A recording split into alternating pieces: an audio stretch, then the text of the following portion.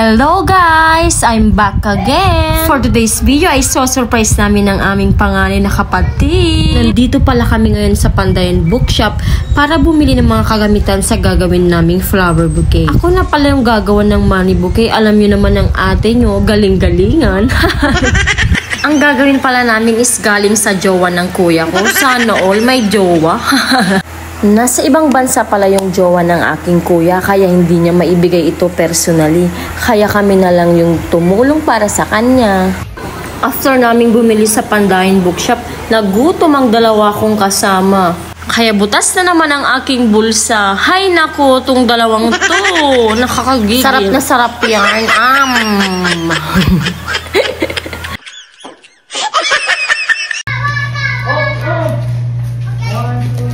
We're going to make a money bouquet with my ate.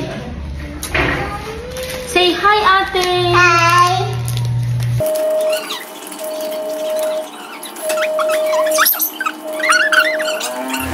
Charan! Final product! Hindi ko na pala na-video lahat kung paano ko ito ginawa kasi nakaka-stress pala gumawa ng money bouquet. Ayan, ready na. Kaya tara!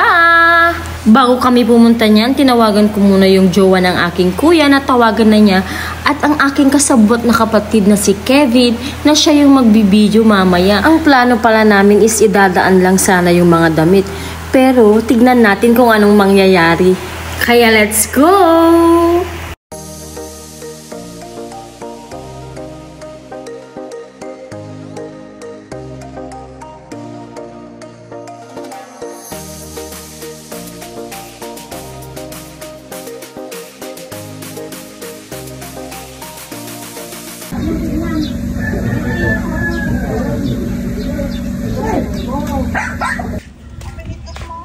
Apo yung... Wait na.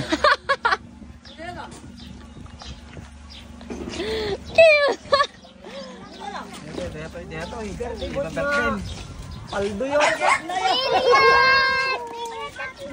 Kapi na ito. Ayun sa may pabagka mo. Ang dami ko na. Latamesan nila, latamesan.